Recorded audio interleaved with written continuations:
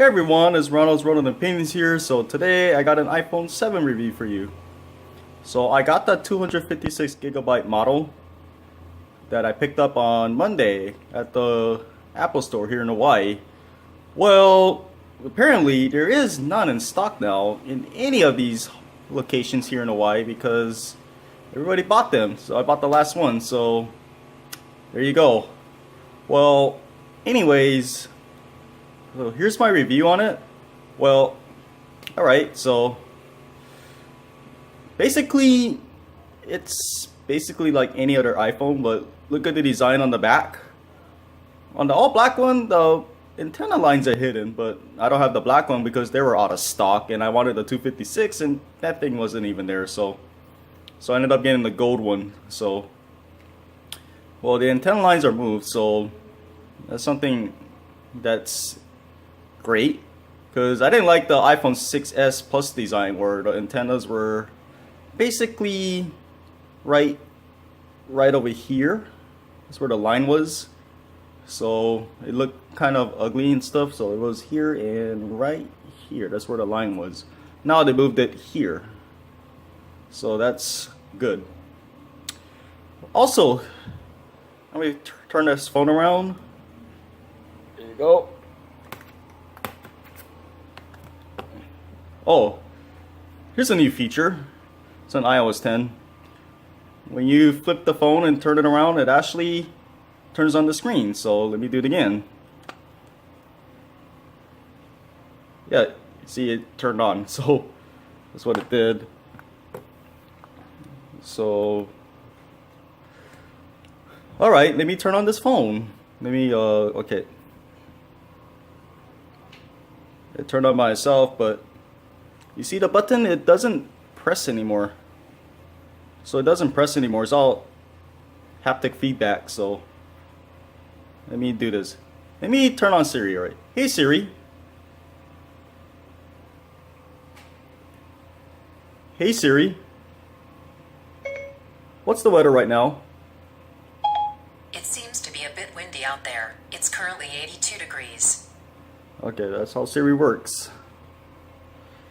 So that's a feature now on the iPhone. You can just say here Siri, and it works. All right. So that's a new feature.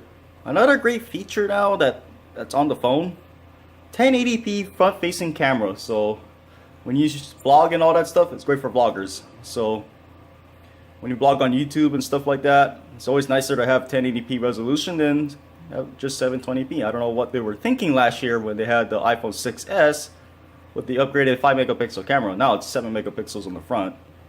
So I wonder what they were thinking last year, not putting a 1080p front-facing camera on the 6s last year. But it's here now. Yes, the video quality on the front is much better. So I mean, actually I tested it out, it's much better now.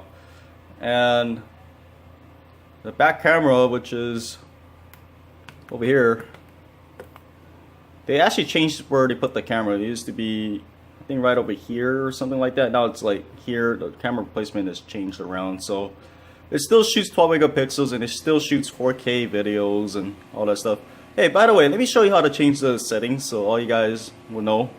Alright, let me turned on. So I'm gonna go to right here. I'm gonna go to, the screen is bright though. I'm gonna go to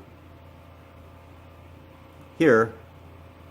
You just go to photos and camera on the settings right here, and yeah, here's your setting to change the video.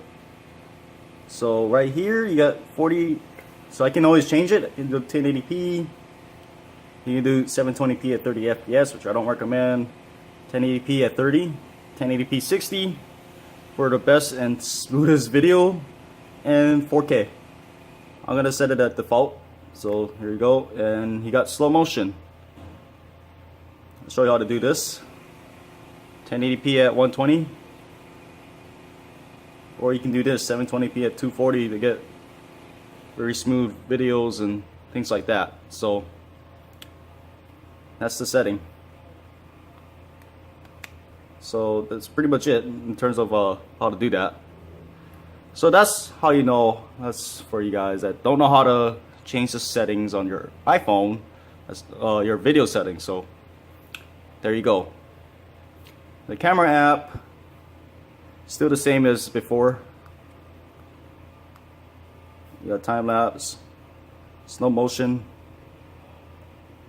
video. I changed it to 1080p 30. Photo, square, and panorama. So it's the same as before. Same as basically all iPhones I've seen. So, yep. You can actually remove the stock apps. Let me see. I'll show you. So you can remove all. You can remove all of this if you want, but I'm not going to do it. Yeah, all this stuff you can remove, but I'm not going to do it. So, yep, there you go. You can do that now on iOS 10. Another cool feature is kind of looks like Android now in a lot of ways, but it's not Android. Keep in mind, it's not Android. It looks kind of looks like Android. All the Android phones look like with the widgets and stuff like that. It looks like that. You get all your notifications here. Yeah, you get them all here. It looks like Android. So that's pretty much it. That's your notification. You just slide it down and it looks a lot like your Samsung phone or any other smartphone, Android smartphone. So that's your notifications. And this is the spotlight. On Android it'll be like Flipboard or something like that. So that's how it looks like. And still an iPhone, but because you can't really customize it, but it doesn't really matter. It's much more stable than an Android phone. And yes, how's the battery life? Let me show you right now. How's it doing as of right now?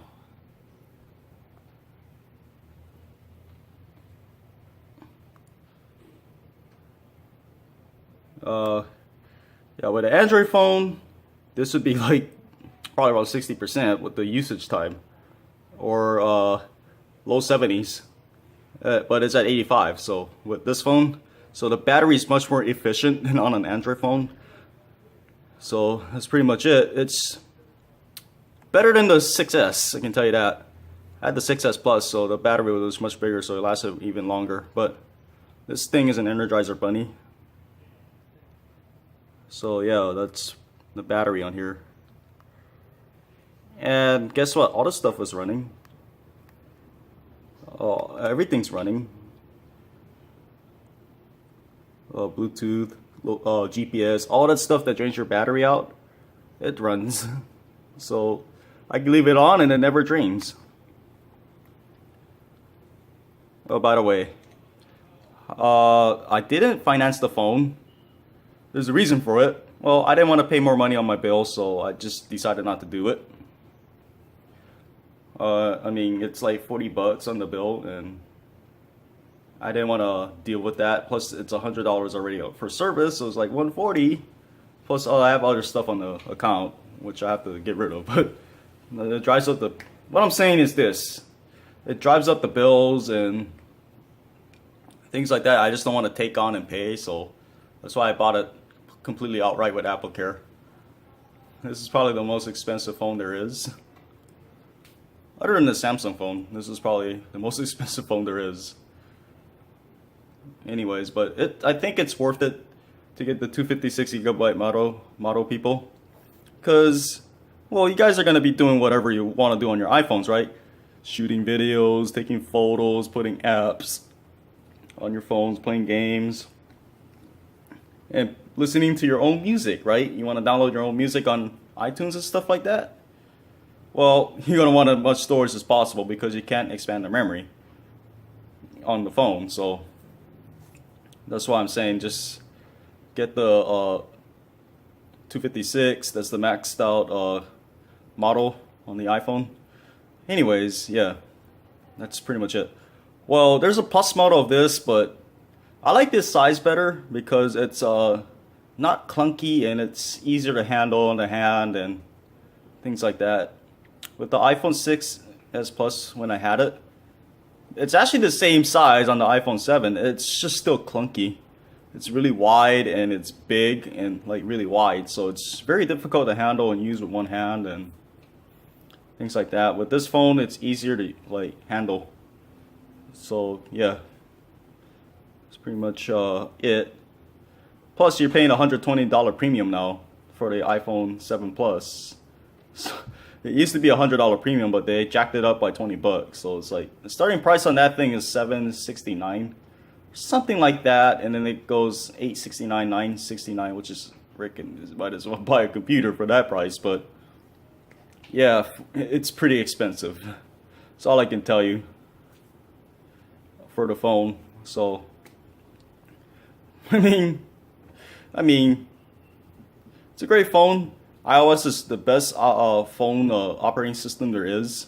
Although it has its own limitations that, you know, sometimes it frustrates me. But I mean, what frustrates me the most with the Android phones is its battery life. Man, that thing is so terrible.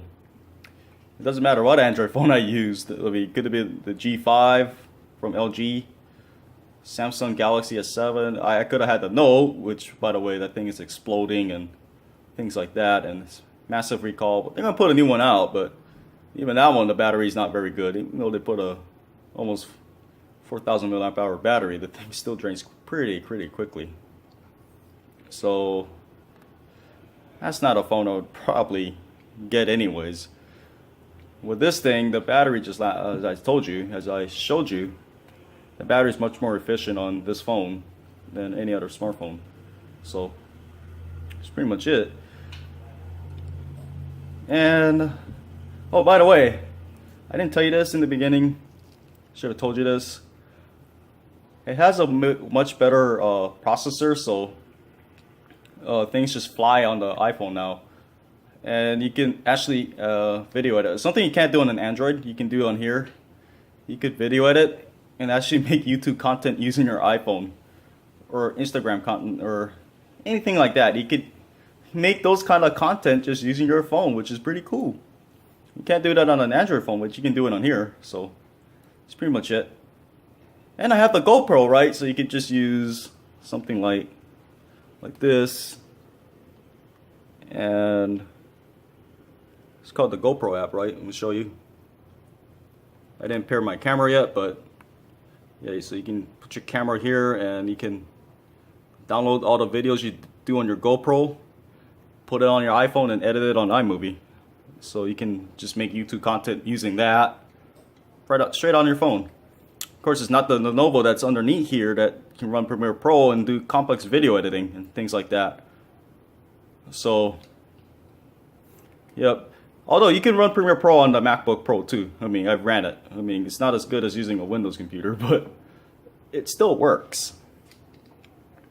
So, I mean, still works. I've actually made videos using the iPhone and put it on YouTube. So, I mean, that's pretty cool in itself. So, that's one thing about iPhones I like. I can just do something like that. You know, make quick videos, shoot a quick video using my phone, edit it on the iMovie on here, and then just put it on YouTube. So that's pretty cool. And if I want to do some complex video editing, as I said, throw it on this guy and edit it on like GoPro Studio or, you know, Premiere Pro, and just do some fancy color effects and things like that, and just put it on YouTube. So that's pretty much it with the iPhone. Anyways, people, as I said earlier, if you're gonna get this, actually I just recommend this over the Plus because, well, it's much more easier to handle on the hand and stuff like that, and it's a little bit cheaper. Even though it's still expensive though. It starts at $649. But since I got the 256, I had to pay $849. Call it $850 plus I put Apple Care on it, so whatever that was. So it came out to like an insane amount of money for the phone, but I think it's worth it though. to have the iPhone, because you know they last a little bit longer than an Android phone. So that's pretty much it. But anyways, if you're gonna buy an iPhone 7, just get the 256 gigabyte model and call it a day. It'll really save you at the end, because the more storage you have on these phones, the better. Because you can't expand the memory because there's no SD card slot. So just keep in mind about it. So that's pretty much it. All right, everyone. So have a great day.